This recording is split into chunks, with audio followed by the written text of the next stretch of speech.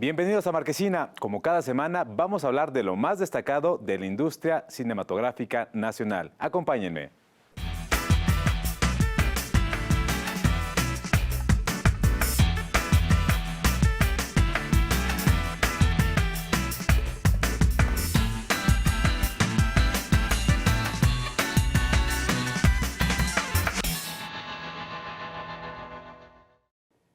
Arrancó el Festival Internacional de Cine de Cannes, uno de los encuentros cinematográficos más importantes del planeta. En esta edición no hay tantos proyectos hablados en español, pero México tiene una presencia importante.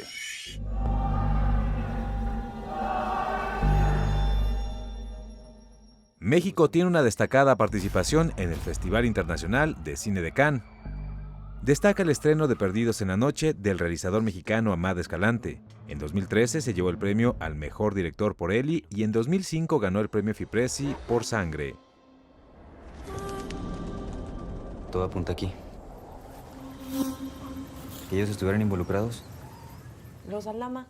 También se presenta fuera de competencia Tótem de Lila Vilés, un largometraje que se llevó el premio ecuménico en el Festival de Cine de Berlín y 3 reconocimientos del Festival Internacional de Cine de Beijing.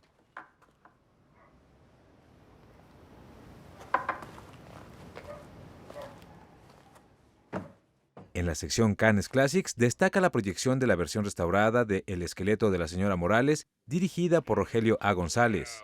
Los técnicos de la Cineteca Nacional realizaron un trabajo estupendo.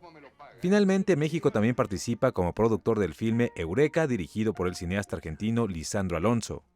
Este trabajo fue beneficiado por el estímulo Eficine, que es gestionado por el Instituto Mexicano de Cinematografía. En 2014, Lisandro Alonso se llevó el premio Fipressi por Jauja. Me gustaría invitar a su hija. ¿A mi hija? No, es mi hija. El mes de junio viene cargado de muchísimos festivales en nuestro país. Uno de ellos es el Festival Internacional de Cine en Guadalajara y nosotros tuvimos la oportunidad de platicar con la directora de este festival, Estrella Araiza. La 38 edición del Festival Internacional de Cine en Guadalajara se llevará a cabo del 3 al 9 de junio bajo el lema Historias que trascienden. Este año inauguran con la película Asteroid City, el más reciente trabajo del cineasta Wes Anderson.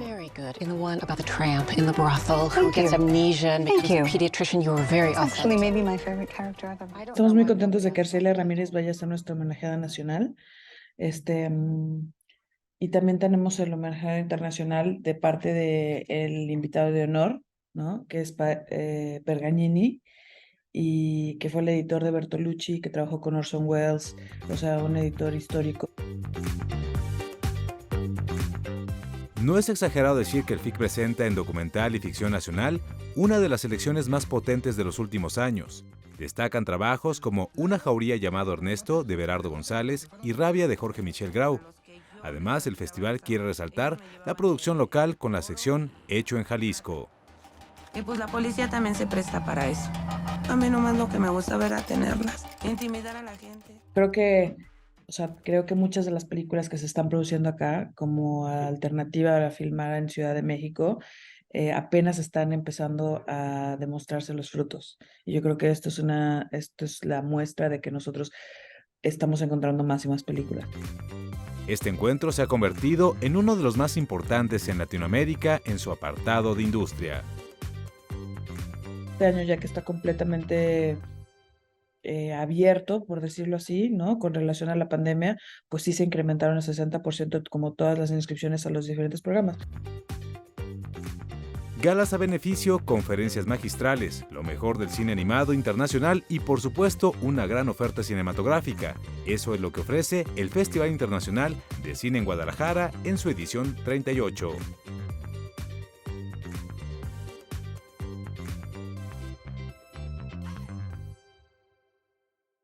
Como cada semana en Marquesina les recomendamos una serie de películas que pasarán por la pantalla de MX Nuestro Cine y que no se pueden perder. Una de ellas es Un embrujo, uno de los primeros trabajos cinematográficos del director Carlos Carrera.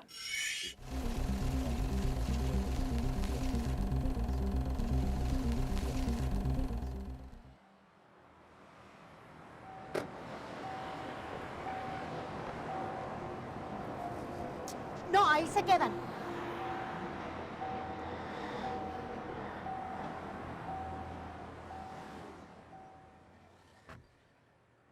Seguir viviendo, de Alejandra Sánchez, es una película basada en hechos reales y protagonizada por Caleb y Jade García, los adolescentes a quienes les ocurrió la historia.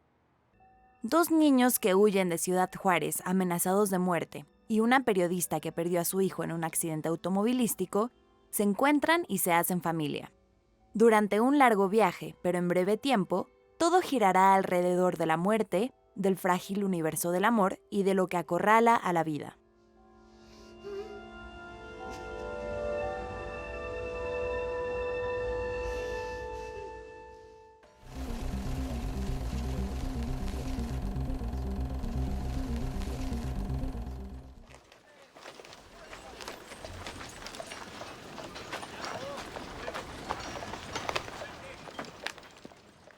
Un embrujo, de Carlos Carrera, es una película situada en la costa yucateca en los años 30, basada en la novela Don Eliseo, de Marcel Cisniega.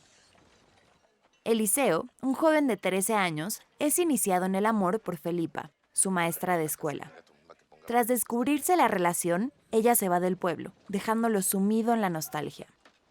Obligado a casarse con otra mujer y llevar una vida rutinaria, Eliseo pasa los años recordando el romance con Felipa, hasta que 10 años después, la mujer regresa, removiendo sus heridas y cambiando para siempre la vida de él, la de su familia y la del pueblo entero.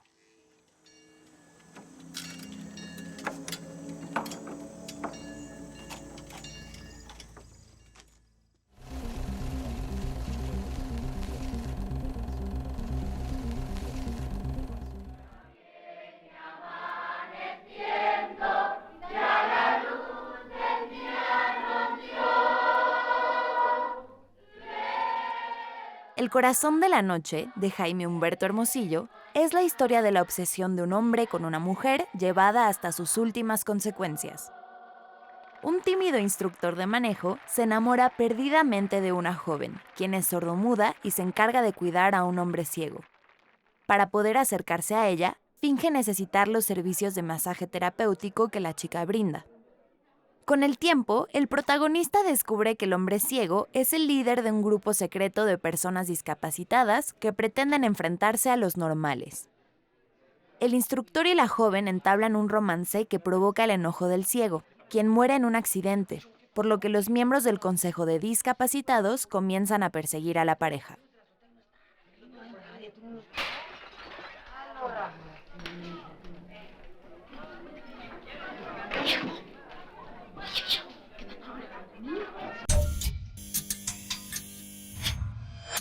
Pues ya estamos de vuelta y ahora nos acompaña Carolina Corral, directora de dos películas de las que vamos a hablar y que de alguna manera tiene que ver una con la otra. La primera es Lluvia y la segunda es Volverte a ver. ¿Cómo estás, Carolina? Muy bien, Julio. Qué gusto verte de nuevo por aquí.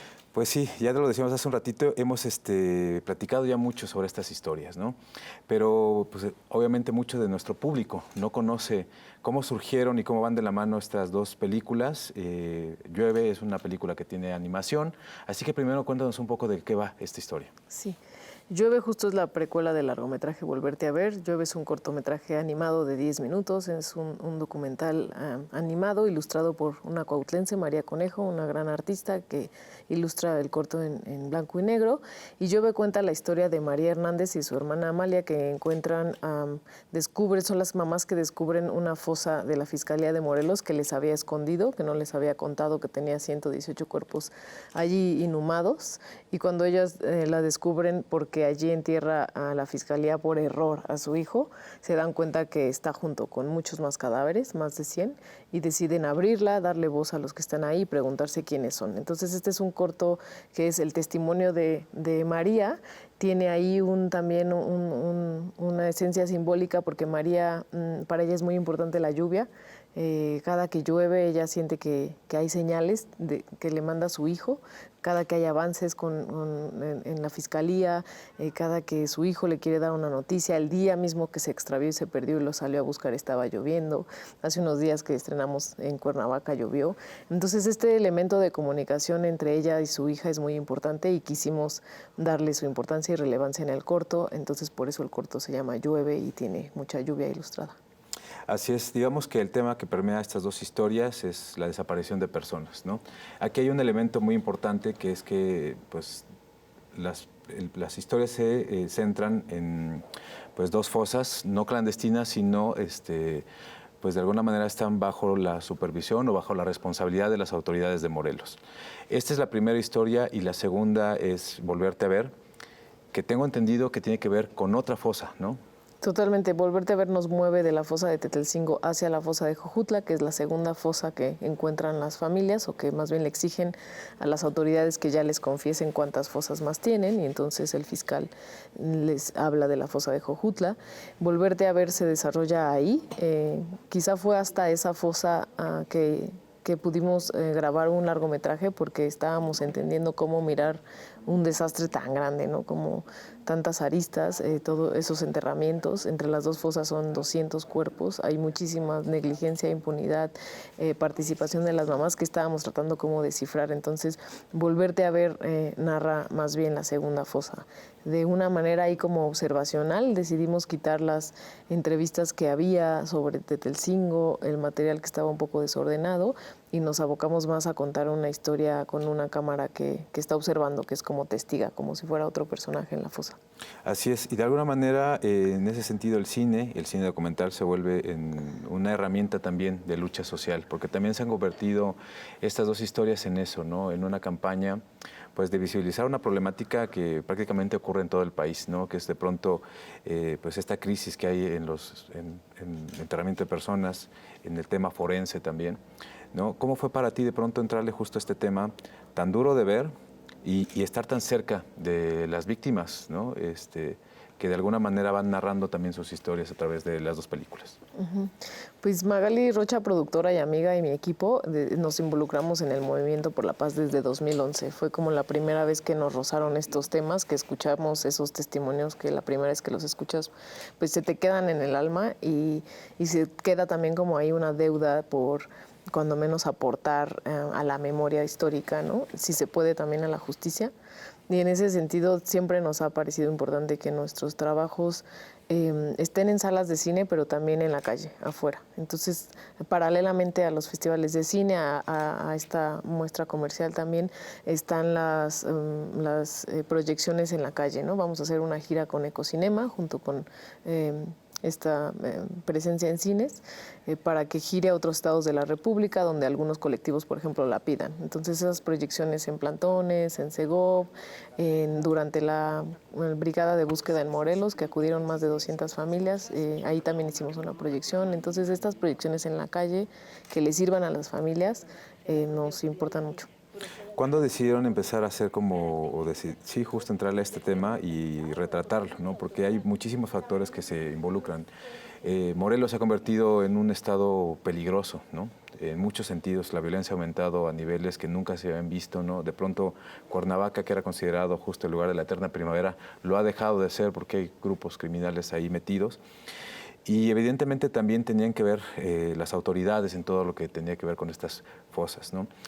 ¿Cómo fue para ustedes decidir retratar esta historia y de pronto contar una verdad que estaba oculta y que se estaba desenterrando? Pues creo que eso era lo urgente, que muy cerca de donde yo vivo, a media hora, estaban exhumando cuerpos en una fosa de fiscalía y para mí era muy importante retratar eso, como no dejarlo pasar. Había prensa en ese momento y le agradezco a la prensa reportar como diariamente a su manera, de la manera que lo hace, pero también eso nos permitió como tomar un paso atrás y ver cómo reportábamos en un documental más de autor, más largo, que involucrara las emociones, este hecho que es pues que tiene que pasar a la memoria y que son pues, violaciones de lesa humanidad de parte del gobierno que no podían pasar desapercibidas y que empiezan a lanzar la pregunta de cómo están las fosas comunes en el resto del país, ¿no? Como es una invitación a que cada quien se pregunte y los familiares pues que pregunten por las fosas comunes de sus estados. ¿Cuál fueron de los momentos más álgidos que te tocaron vivir dentro de estas historias, que todas son cruentas, y que a mí se me queda un momento muy marcado dentro de la película, donde llega una de las autoridades y una de las mamás le dice abráceme, y no porque necesite ese abrazo, sino porque para que huela, cómo olemos a muerte, ¿no? Pero tú que estuviste ahí en el rodaje con tu equipo, ¿cómo se vive estas historias, ¿no? Como pues ahí presencialmente. Pues sí, yo digo que por ejemplo estas historias de desaparición se necesita tener como mucha ética para contarlas, y a veces digamos que el suspenso en estas historias a veces no es necesario, o puede ser innecesario, grotesco o morboso, pero en nuestro caso se va construyendo un poco de suspenso con las mentiras de las autoridades, porque en realidad nos revelan o nos dicen primero que van a ser 35 cuerpos, y al final de la película nos enteramos que exhuman cerca de 84 cuerpos, y así lo fuimos revelando en la película poco a poco, porque así nos los fueron revelando las autoridades, ¿no? O sea, todos nos veían, digamos, la cara en ese momento, ellos no decían la verdad, mientras las mamás decidían rascar más, se encontraban más cuerpos, pero ellos desde el principio no decían la verdad, entonces así se construye la peli con este impacto que cada día era saber que salían más cuerpos. Eso por un lado está como ese terror, y por otro lado pues el retratar toda la parte cariñosa de las familias, de cómo con un montón de cuidado hablan de sus desaparecidos, como es toda esta escena de cuando hablan de sus lunares, del color de sus ojos, de sus rasgos, que cuando las autoridades o los funcionarios les preguntan los datos de sus familiares, pues para ellos no nada más es hacer un listado de datos fisiológicos, sino meterle ahí anécdotas, amor, hablar sobre sus tatuajes, sobre lo bello que eran sus ojos. Eso también me parecía importante de retratar. Oye, para terminar, ¿dónde la gente va a poder ver la película, y si hay la posibilidad de que después llegue a una plataforma, ¿no?, donde se pueda ver en todo el país? Llueve está unos días más disponible en Filmin Latino de manera gratuita, y en junio lanzamos la gira con Ecocinema en lugares públicos. Pues sensacional. Échale la gente que le eche un ojo a las redes sociales justamente. Te agradezco muchísimo que hayas estado con nosotros, y qué bueno que se estrena la película, porque también es una forma de pues dar a conocer hechos terribles para nosotros. Muchísimas gracias, Carolina. Gracias, Julio, otra vez por el espacio. Bueno, pues ahí lo tienen. Vayan a ver Llueve y Volverte a Ver en la Cineteca Nacional. No se la pierdan. Sigan las redes sociales justamente que ya mencionaba Carolina. Nosotros volvemos en un instante. Ya estamos de vuelta, y ya se los adelantaba que el mes de junio viene cargado de muchos festivales de cine. Uno de ellos es el Festival Mix. Llega a su edición 27, y en esta ocasión rendirán homenaje a dos cineastas precursores del cine de género, Roberto Fiesco y Julián Hernández. El Festival Mix, Cine y Diversidad Sexual, regresa a sus fechas habituales de verano. Este año celebrará su gala inaugural el 7 de junio en el Teatro de la Ciudad, Esperanza Iris. C'est la poésie, la posibilité de changer les noms de toutes les choses. Pues vamos a arrancar con la presentación de la película de 1000 nubes de paz cerca en el cielo, Amor jamás acabará ser amor, que va a cumplir 20 años de haber se estrenado y de haber ganado el Teddy Award allá en la Berlinale. También se otorgará el reconocimiento a la trayectoria a los cineastas mexicanos Julián Hernández y Roberto Fiesco. Juntos han hecho un cine arriesgado, pues se atrevieron a contar historias con perspectiva de género como nunca antes se habían mostrado en el cine mexicano, generando asombro y repudio, admiración y rechazo, pero nunca apatía. Vuelta para acá.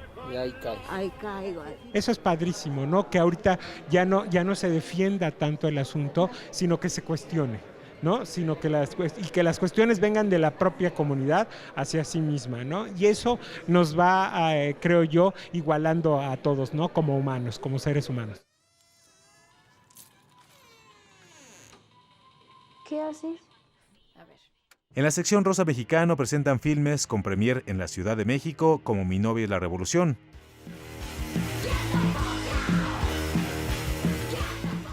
Kenia y 90 días para el 2 de julio. Luis. No te pregunté tu nombre. ¡Ay, lo amas! Sí, lo amo. ¿Y él te ama? Yo solo quiero que Andrés sea feliz. Estamos trayendo varias películas que ganaron el Teddy Award este año. Está Orlando, mi biografía política, de Paul Preciado. Está Todos los colores del mundo entre el blanco y el negro, que es la película que ganó el Teddy Award de este año. Hay películas francesas, hay películas israelíes. Canal 22 también será sede del festival y parte de su programación pasará por esta televisora. Está dando una lección a todos los violadores a los que la policía no castiga. En Canal 22 vamos a tener una selección de cortometrajes realizados junto con el Instituto Mexicano de Cinematografía a través de lo que fue el concurso del Festival Mix México, un concurso de guión, ¿no?, que lanzó la carrera de varios cineastas, ¿no?, entre ellos Ulises Pérez Mancilla, Denise Quintero, está también Constantino Escandón, está Alejandra Sánchez. Estarás contenta, ¿eh? No sabes lo que te agradezco que me hayas presentado a esta chica. Soy otra. Sí, hasta parece mejor. También resalta la sección España Diversa, creada con el apoyo del Centro Cultural España, que incluye películas de cineastas como Pedro Almodóvar. La más obscena de Murcia y a mi disposición entera.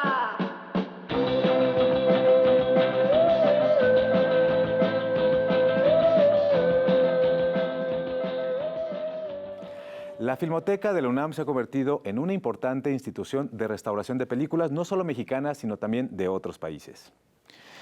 Realizó la colaboración con Colombia para hacer la película El film justifica los medios.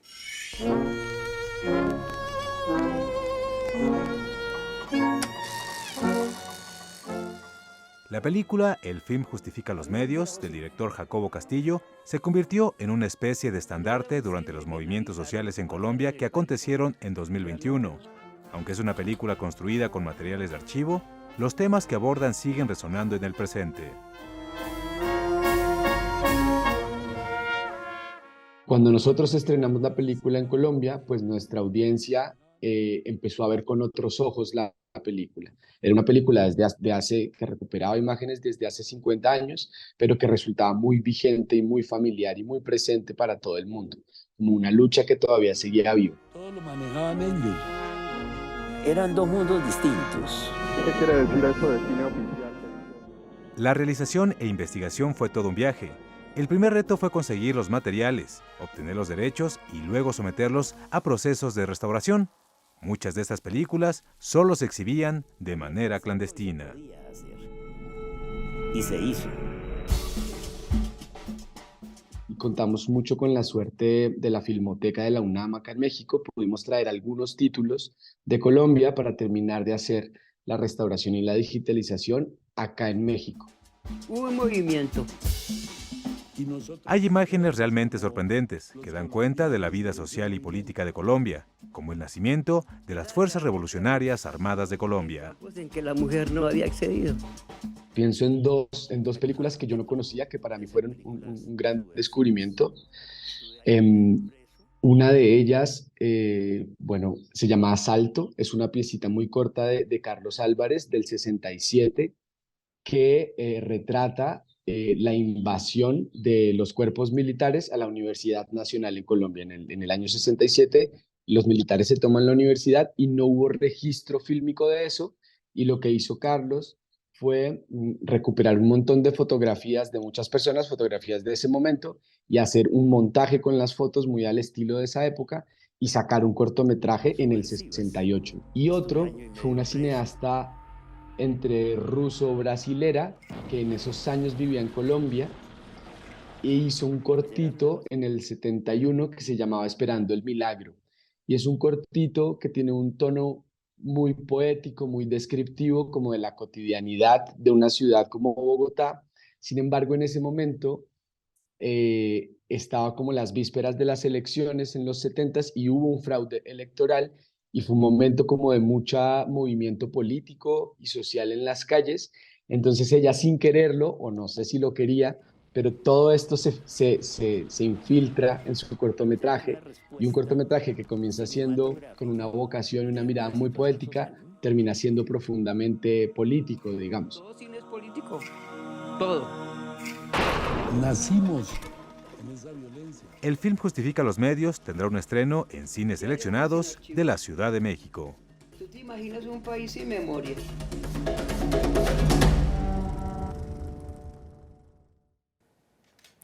Con esto nos despedimos, pero antes de hacerlo los invitamos a que se queden un ratito más porque ya va a empezar la película Conozca la cabeza de Juan Pérez. Esta es la ópera prima del director Emilio Portes, una comedia divertidísima. La trama gira en torno a un mago de tercera que quiere montar un nuevo truco con una guillotina, pero todo se sale de control. Yo soy Julio López, esto fue Marquesina, nos vemos la próxima semana.